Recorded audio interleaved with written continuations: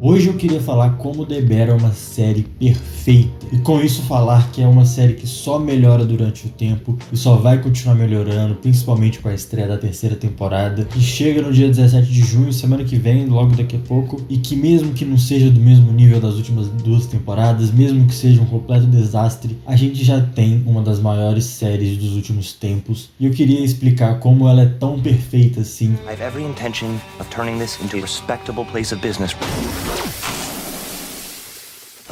Para começar, eu queria falar sobre pontos que elevam o nível de The Bear, principalmente olhando pelo lado da edição e da narrativa dos seus episódios. E com isso também falando sobre o caos de The Bear, porque esse caos é tão bom e porque as pessoas gostam tanto desse caos. Porque logo no primeiro episódio a gente já tem um caos, uma angústia que toma todo o sentimento do episódio, que vai ser levado durante todos os episódios da primeira temporada e na segunda também. Porque todo filme, toda série, toda produção audiovisual que você faz, ela tem que ter um tom e uma intenção. E com isso você consegue descobrir se você quer fazer uma cena pesada, mais angustiante, ou alguma coisa mais leve, mais engraçada, mais tranquila. Dá um exemplo aqui no YouTube mesmo, assim, nas pessoas que produzem conteúdo para o YouTube. Lucas Inutilismo, que durante todos os anos que ele trabalhou com o YouTube, ele sempre produziu vídeos extremamente rápidos, extremamente dinâmicos, cortes secos, com uma comédia nonsense, que dá a impressão de que a todo momento pode acontecer algo completamente maluco. Você está tomando água.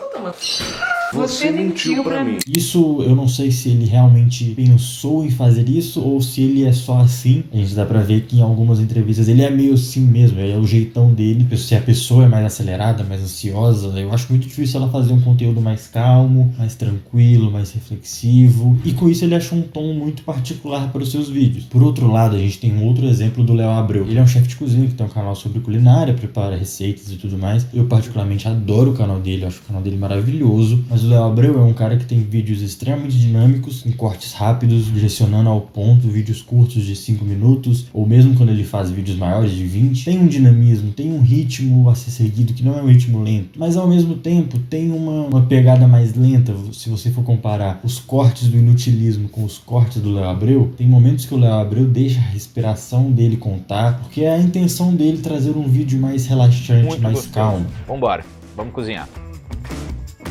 Como, por exemplo, esses vídeos que vocês estão vendo. Eu tento trazer um dinamismo, uma velocidade maior, mas ao mesmo tempo eu tento trazer uma ideia mais relaxante, mais calma, uma vibe mais tranquila, uma vibe como se você estivesse conversando comigo, sei lá, numa mesa de bar ou em casa, assim, pra trazer esse ambiente mais tranquilo, mais relaxante. Essa vibe mais de... acho que essa vibe mais até de podcast, assim, sabe? Quando você assiste um corte na internet, você vê algo mais real, né? Mais como uma pessoa conversando comigo. E isso está completamente alinhado à minha intenção e ao tom que eu quero dar ao meu vídeo. Mas eu acho que o primeiro acerto que a gente tem que falar sobre The Bear é que eles, logo na primeira cena, eles definiram o tom da série e a intenção da série. Primeiros episódios é corte rápido atrás de corte rápido. Eles em nenhum momento querem disfarçar os cortes, eles mostram que, ó, essa parte tá contando uma história, esse outro take tá contando uma outra história. No, I ordered 200. What is beef? You still got that meat connect? You can get $12.50 for that on eBay. Boom. A gente vê isso muito pela caminhada do Carme, que ele já começa tentando arranjar dinheiro, tentando arrumar as coisas naquele lugar, claramente está desconfortável, e ao mesmo tempo conseguindo mostrar um pouco sobre a vida dele, contar um pouco sobre a história dele. E isso tudo eu me pauto muito em uma pessoa, que é o Walter Mantz. O Walter Mantz, ele é um dos maiores montadores que a gente tem aí. Só pra você ter uma ideia, foi ele que fez Apocalipse Now. Sim, é o editor de Apocalipse Now que a gente tá conversando aqui. E ele é muito famoso, ele palestra pelo mundo inteiro falando sobre edição. Ele tem vários livros que ele conta sobre como ele faz os filmes dele, e provavelmente você já viu uma teoria que ele fala que é a regra dos 6. Nessa regra dos 6 ele ranqueia as 6 principais informações que você tem que trabalhar em uma edição e o valor delas no filme. E nesse ranking ele fala que todo filme tem que se basear nesses 6 tópicos. Que o primeiro é a emoção, o que você quer passar na tela. O segundo é o enredo, que é basicamente a história que está sendo contada. Tem que fazer sentido, a edição tem que fazer sentido com a história que está sendo contada. Em terceiro, o ritmo, e aí entra nessa história de tom que eu falei um pouco. O quarto, o alvo de imagem. O quinto, que é o plano bidimensional. E o sexto, e que pra mim é extremamente importante de se falar em The Bear, é o plano tridimensional, que é contextualizar o que está acontecendo ao redor do personagem ou do filme ou do que esteja sendo mostrado em tela. Mas eu vou focar mais em 3 episódios da série para conseguir explicar o que acontece durante toda a série, porque o que deixa The Bear tão bom é que eles quebram a última regra dos 6, que o próprio Walter Mant fala que não tem problema você quebrar as regras, não é algo definitivo. Aspect of the rule of 6 is that frequently you can't do all of these 6 things at the same time. Many times you don't want to do all 6. The first thing to throw aboard is 3-dimensional continuity. The Bear coloca isso em prática no primeiro episódio, porque eu tenho certeza que se você assistiu o primeiro episódio, você ficou completamente perdido naquela cozinha. Eu, particularmente, em muitos momentos do episódio, eu nem lembrava que eu estava numa cozinha, de tão perdido que eu fiquei. Porque, como eu falei, toda essa discussão, todas essas pessoas falando alto, esses close-ups na cara, aquela musiquinha, meu Deus do céu, aquela musiquinha que vai subindo no primeiro episódio, ela começa como a trilha do Carmen, né? Ela começa como a trilha oficial do Carmen, todo momento que ele aparece em cena. Geralmente é acompanhado com essa música. Essa musiquinha, ela vai crescendo e os editores, olha como esses caras são geniais. Os editores colocaram uma música em cima da outra. A partir do momento que o caos está instaurado naquela situação toda, eles colocam uma música em cima da outra. E eu vi isso enquanto eu estava estudando numa entrevista dos editores, que é uma música chamada Refuser, e aquela música do Boundless Band, que eu não vou lembrar o nome da música, mas é uma música em cima da outra, literalmente. Eu pesquisei para saber a timeline do episódio, para saber como que eles fizeram. E realmente eles não fizeram de qualquer jeito. Eles realmente pegaram 2 músicas que se complementam e que, mesmo se complementando, trazem esse caos. E essa é a genialidade da Joanna Nagel, que ela é muito foda. Essa mulher, ela é maravilhosa. Ela já editou alguns episódios de The Bear, mas esse primeiro episódio, nossa senhora, ela é muito boa, a equipe toda é muito boa, né? Todos os editores de The Bear são muito bons. Mas fechando parênteses sobre a música e falando mais sobre essa discussão, todo mundo já esteve numa discussão. Eu tenho certeza que você já esteve numa discussão e você sabe como as coisas funcionam. Principalmente se você não é a pessoa que está discutindo. Você, por exemplo, vou dar um exemplo de quando você está no ônibus. Se você está numa discussão no ônibus, tem 2 pessoas discutindo e você está só assistindo. Você está escutando a discussão das pessoas, mas ao mesmo tempo você consegue perceber a reação das outras pessoas. 2 pessoas estão discutindo e um cara lá na frente está vendo de muito longe, tentando escutar, muito atento para tentar entender a discussão. Uma pessoa que está perto, ela pode estar completamente de saco cheio, sabe? Tipo, trabalhou o dia inteiro e tá tendo que escutar a briga dos outros no ônibus, sabe? Você olha pra outra pessoa, essa pessoa tá dormindo, sabe? Ela não tá nem aí. Ela só quer chegar em casa rápido, sabe? E é isso que uma boa edição tem que fazer. Ela tem que te colocar na cena, ela tem que te mostrar o ritmo da cena e te mostrar a emoção da cena.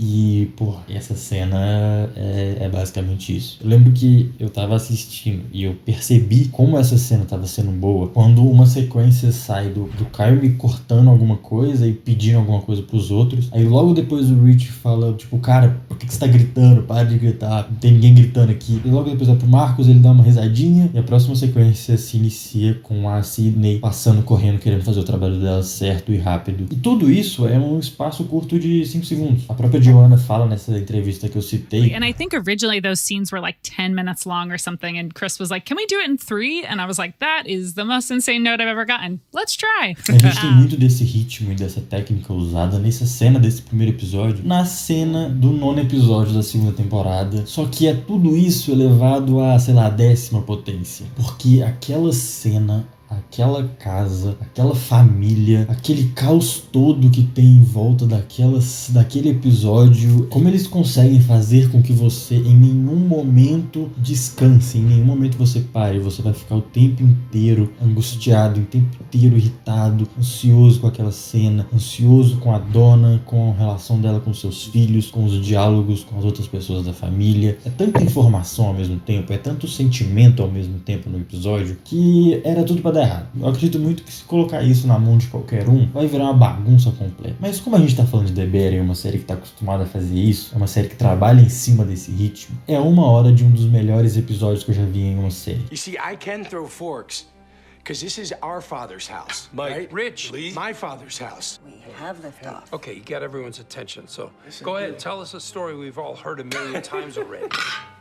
That's good. A cena da mesa do jantar, que é a última parte do episódio. Agora eu vou entrar em spoilers mais pesados. Se você não quiser, se você não assistiu a série, pula, tá tudo bem. É impressionante como eles usam e abusam dessas técnicas de edição que eu falei um pouco atrás. Enquanto o Mike briga com o tio briga com o Mike, eles têm aquela discussão dos garfos. E como você consegue perceber o sentimento de todo mundo em volta naquela mesa por causa das reações.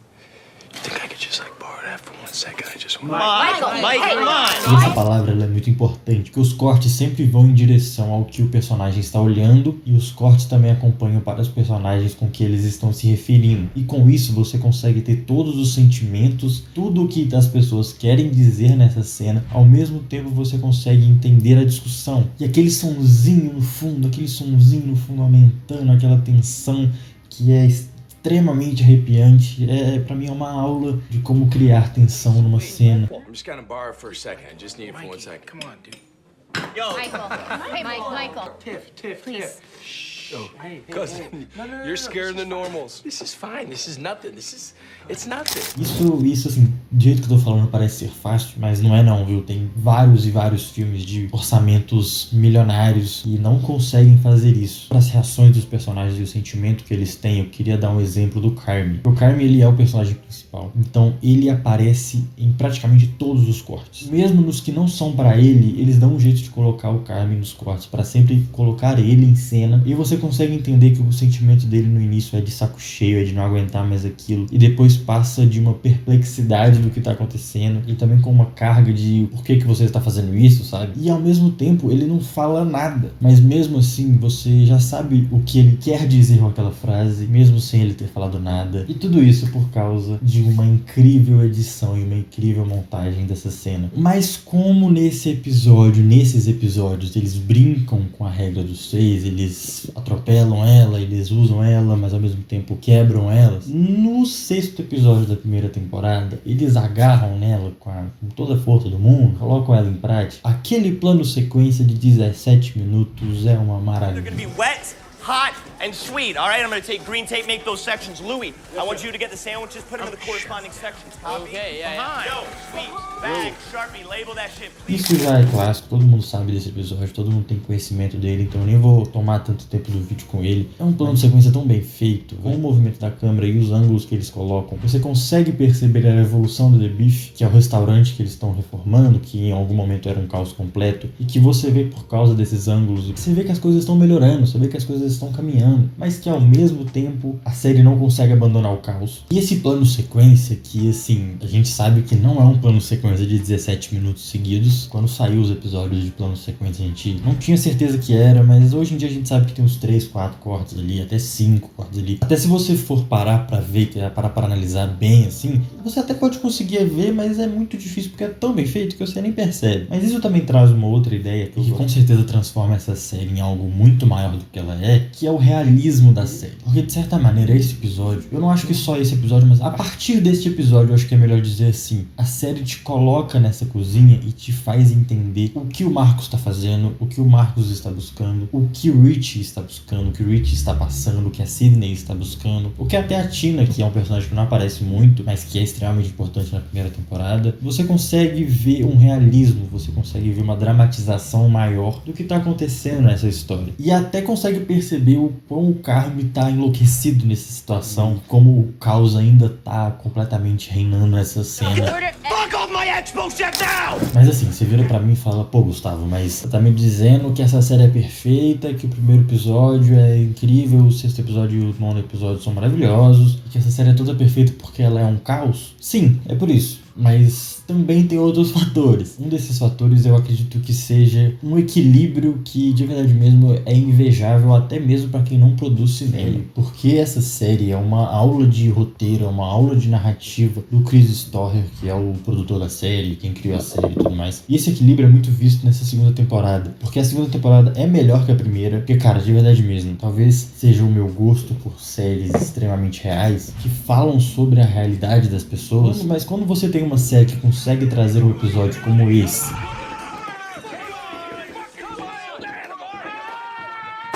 e no episódio seguinte traz um episódio como esse,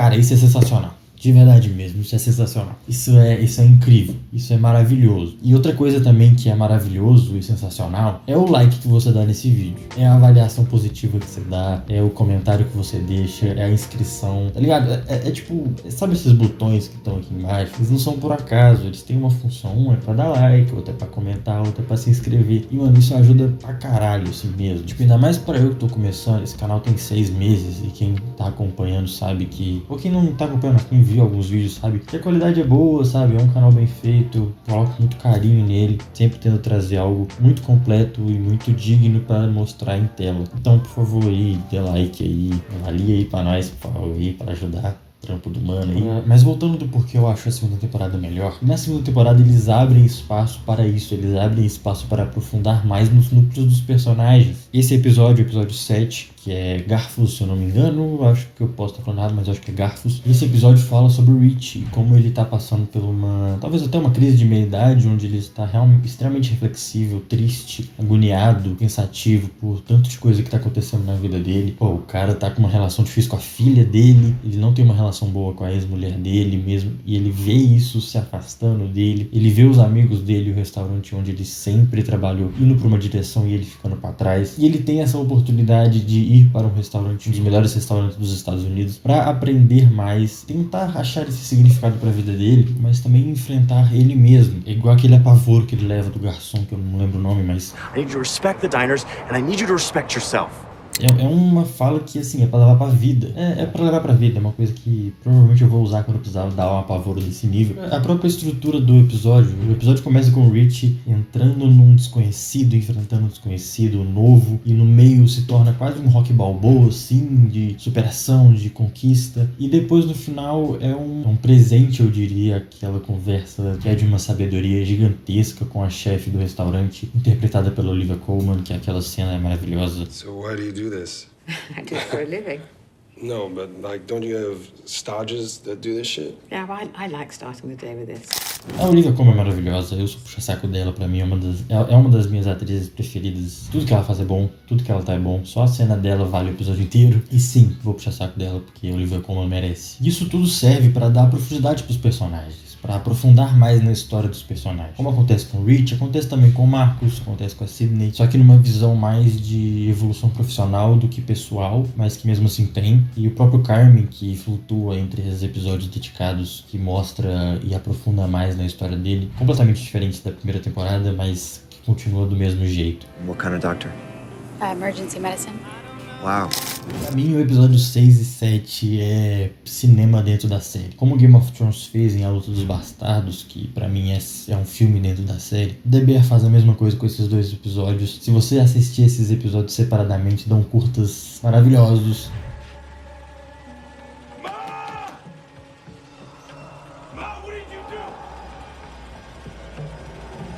E outra coisa que eu queria ressaltar pra terminar esse vídeo, porque já tá muito longo e eu tenho que ter pena do meu sono, é as atuações. Jamie Lee Curtis como a dona, como a mãe do Carmen, é sensacional. O próprio Carmen também, né, o Jeremy Allen White, que é maravilhoso. O Ebon Moss, que não preciso falar desse cara. A Ayo Edebiri, essa mulher é foda, essa mulher é maravilhosa. Se eu for falar de todo mundo, eu vou acabar falando do elenco todo, mas vocês me entenderam, vocês entenderam o que eu quis dizer. Mas é isso é The Bear, isso tudo é The Bear, né, um vídeo muito longo aí. Mas é isso, é uma das séries preferidas minhas no momento. Pra mim é a melhor série que ainda está rodando. Todas as séries que estão correndo ainda, pra mim The Bear é a melhor disparada. E o que nos resta é esperar 17 de junho, semana que vem. Tá logo ali, mas esperar aqui semana que vem chegar a terceira temporada. Mas é isso, muito obrigado a todo mundo que assistiu aí.